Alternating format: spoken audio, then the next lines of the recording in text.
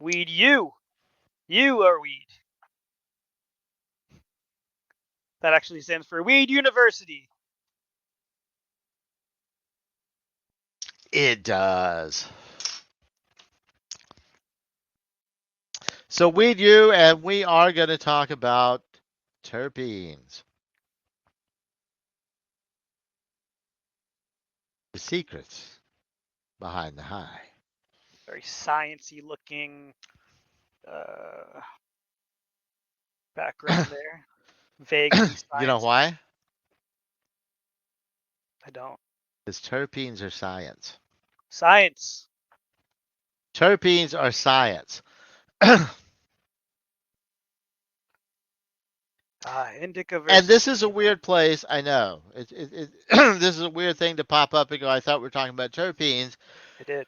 And the first thing you want to talk about is indica versus sativa. But it's worth mentioning because today, even today, with everything that we know, everything we've learned, uh,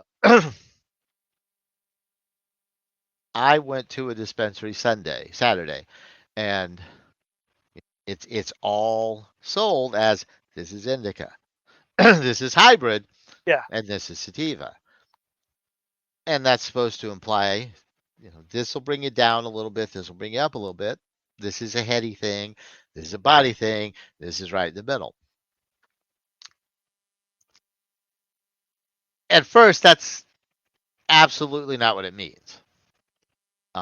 Indica and sativa are two different species of cannabis. And there's actually three different species of cannabis. So indica is what tended to be grown in like your let's call it a middle zone, Afghanistan, that sort of a climate, that area. So because of the climate where they grew, they tended to have different physical characteristics. And and I am not good with this, but I believe if I remember correctly, and I may not because I'm a stoner, indicas tend to be bushy. They're shorter, they're bushier, and they have fatter leaves. And yeah, that does tend sometimes to also mean that they can have a lot more of the sedating effects or the body high, but not 100%. Mhm. So it actually is. And then your sativas were more southern growing, more, tropical, temperate, those areas. Less bushy, and I could have this backwards, but definitely one or the The other. you're Less correct. bushy, The indica it's a shorter and wider. yeah, Sativa longer and thinner thicker. leaves, Yeah. but can have a tendency to be a little bit more elevating, but not 100%. Um, Yeah, the chart that I'm looking at, it says for sativa, uplifting and euphoric, alertness, increased energy. I don't know. I don't necessarily think that those are words that I use. with some, Yeah. I mean, well, hang on, because Okay. we'll come back to that. I don't want to put you off. But then we have our ruderalis, which you never hear about. Not once. Say that word again. Ruderalis, Cannabis ruderalis, uh, which tended to be the northernmost growing cannabis. And while as a cannabis plant itself, it's not particularly impressive in its THC production, your other two, your pure sativas, your pure indicas are, uh, I don't remember the word, but basically their flowering cycle has to do with light. So when the light goes from longer to shorter at the end of the season is when they flower. And they won't flower until that light change happens. And whenever that light change happens, they will flower. If you plant them late, they're going to flower early. It's that kind of thing. So it's all about the lights. Ruderalis is going to flower in about 8 weeks. Period. Because it's from up north, it has to have a fast growing cycle. It is not uh, light based on its flowering cycle. So you see those used in a lot of home grows because they're easier to grow. They grow faster. Uh, you don't have to mess with the lights, and they produce quicker. You don't get as much because they're going to be smaller plants. But those have been hybrided into a lot of strains that you like Hmm. that you can get as being auto flower. So now there's our three types. And just from that discussion, you're going to learn there are no or very few pure indicas or pure sativas and no pure ruderalis. It's all hybrids. Everything's a hybrid. But that also does not determine the high because THC itself is just one factor. It's a cannabinoid. It's the main cannabinoid that gets you high. It is the cannabinoid primarily, almost exclusively, that gives you the buzz, the high that we're talking about. Almost all of these are from cannabis. They do occur in some other places, including your own mind, like our brains produce cannabinoids to I don't attach even to our need weed to get high, man. sorta, yeah. But it doesn't do the THC, so you don't get high. But anyway, there's a lot of them. We mainly focus on two these days, a little bit more four. THC gets you high. CBD is the big number two. Does a lot for pain relief. It also works well with the THC in some ways. It definitely makes it less anxiety producing if you're somebody that gets anxious from weed. CBN is one we're just starting to learn about, but it's I'm becoming really seeing it popular more and more. Yeah. for sleep. Yes. Like it helps you sleep, and people dig that. Uh, CBN, by the way, is really just THC that has degraded, So just and so it old is less weed. potent. It is less potent. That's what happens when you let your weed get too old. Is the THC degrades into CBN, Okay.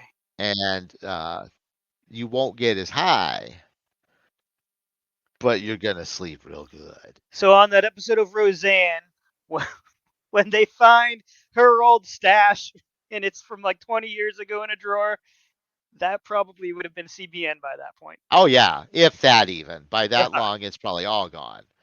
Uh, and there are things you can do to boost the CBN level when you're growing it. Uh, so it's interesting what's going to happen. CBG, I have had a little experience with. Uh, CBG is these days, at least where I run into it, tends to be uh, in hemp weed, which is the very low THC that makes it federally legal, but Right. a lot of CBD, and you're starting to see some CBG. It's kind of the opposite of CBN because it tends to be the first one that's made, and all the other cannabinoids uh, come off of. They start out as CBG and then they turn into other things. They call it the mother of all Mhm. cannabinoids. It's supposed to be really good for glaucoma, though, and it's a very good anti-anxiety without the sedation of some of the other ones that are anti-anxiety. Right. And I get some hemp weed sometimes that is high CBG, and I dig it. I dig it a lot. But so those are our cannabinoids, and that's what attaches to the cannabinoid receptors. But more importantly, that's what comes from the trichomes. These guys. So when you pick up weed and it's sticky and it's shiny, well, if you zoom in on that, they look like this. And if you That's zoom in, something you never saw back in the day that we were talking about. yeah, There is if you no zoom in sticky, closer, shiny weed. they look like that. Well, they almost And look a little. and that is where all the goodies are. Well, no, that is where some of the goodies are, because that's where your THC is. That's where your CBN. That's where your CBG, and that's where your CBD. And those Those are little all in those crystals. trichomes. Which which that is when you're smoking keef, that's what you're smoking. Right. Keef is those guys by themselves. And that's why keef is so magical. Right.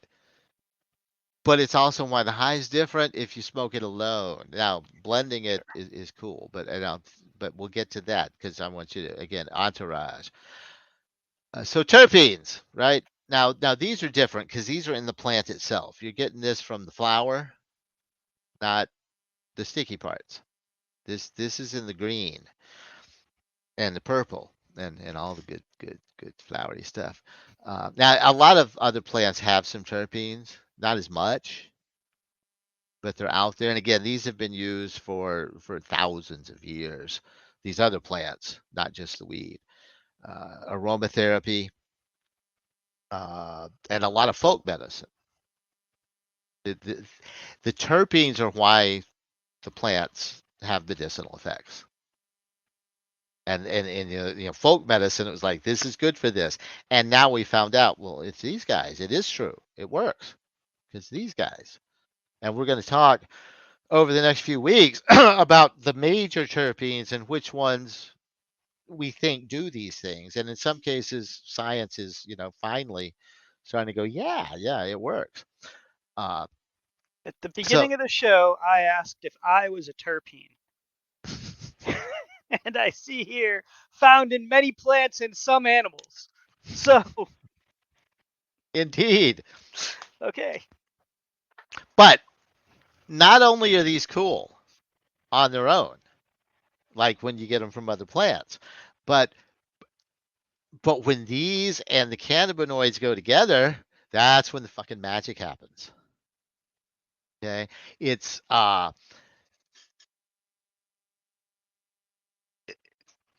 we're gonna get to it, but it's like the terpenes are cool, man.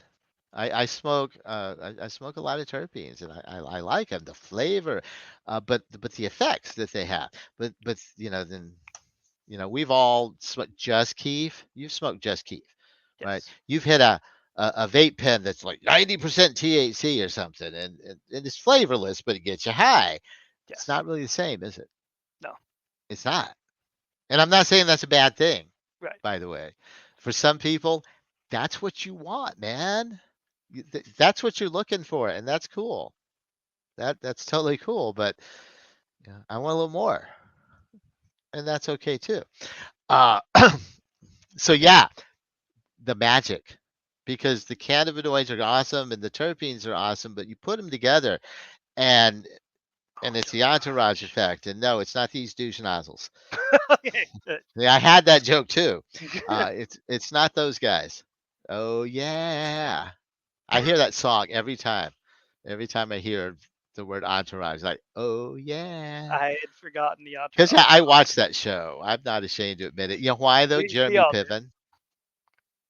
I We didn't all really did. care about those guys, but Jeremy Piven Yeah, at the time, man, I liked his shtick. I did too. That's a movie we're gonna watch, by the way. I don't know if it's technically a pot movie, but I think it counts. We're gonna watch PCU. That's what I thought you were going to say. It counts.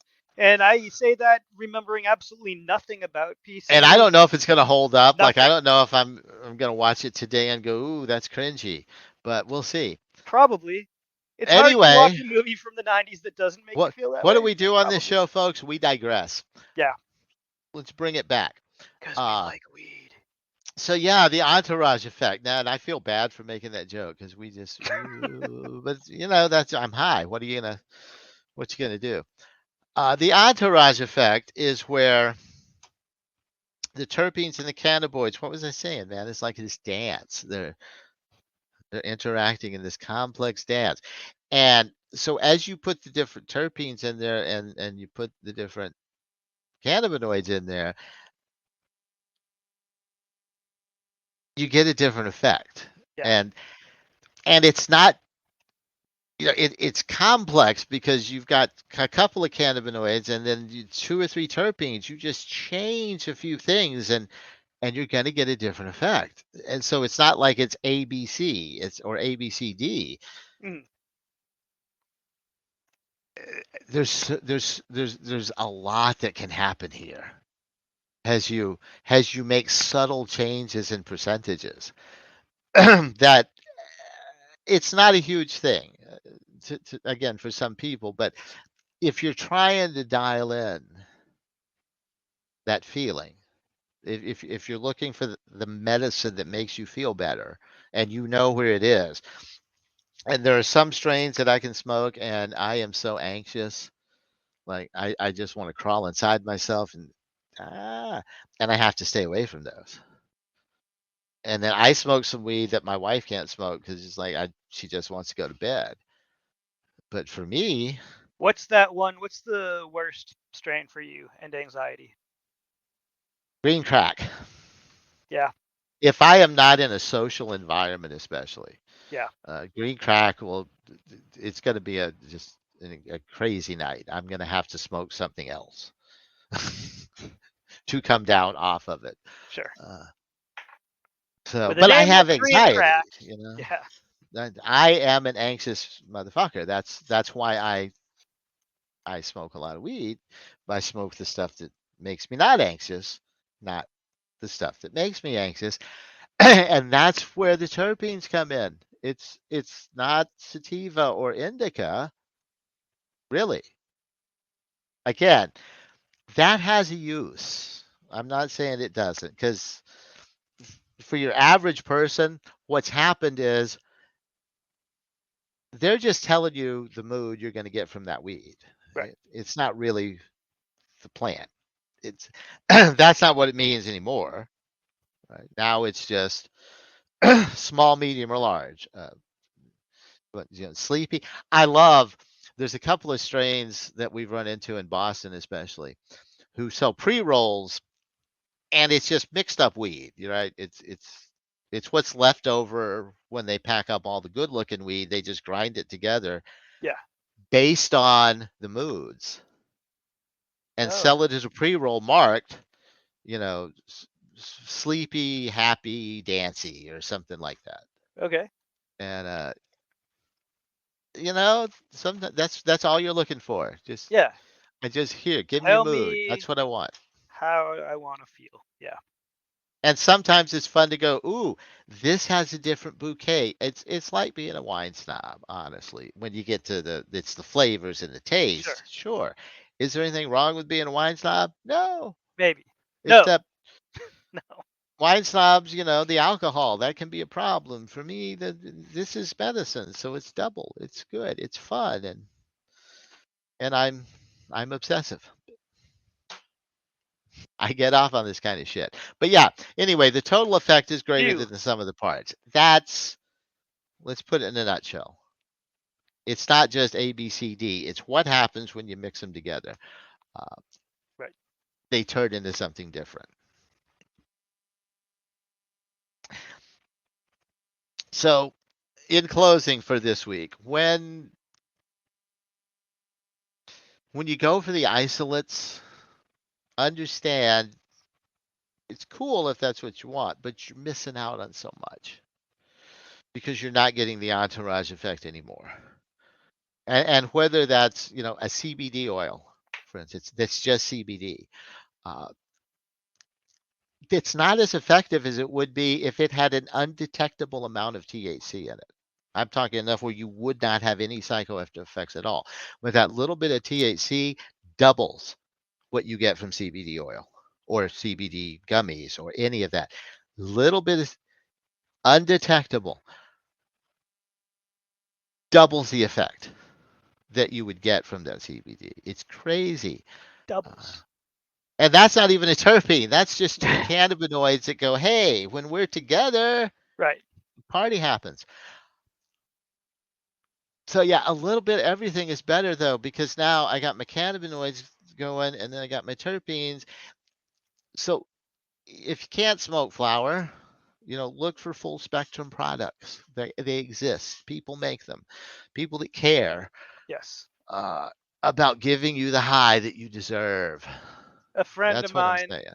a friend and myself, a friend of mine and my, we are just talking the other day about full spectrum edibles versus just regular edibles and how the full spectrum are. It, like he's got this particular friend has a very high tolerance, and he was saying like he'll need to take a 50 milligram edible if he really wants to get high. But that if it's full spectrum, he could take like a 20 milligram edible and feel just as good. Yeah. Yeah. So full spectrum, So absolutely. so yeah, just keep in mind this thing. And I'm a purist. This is why I smoke flower because everything's right there. Yeah. Everything's right there. And it's all together. And I don't want to get spiritual or anything with you, but like it was made that way. Let's use it that way. But that's just me again. Some people can't smoke. Do your edibles. They're Mhm. awesome. Get good edibles. Yeah. Well, this is usually the time of show where we want to open it up to questions.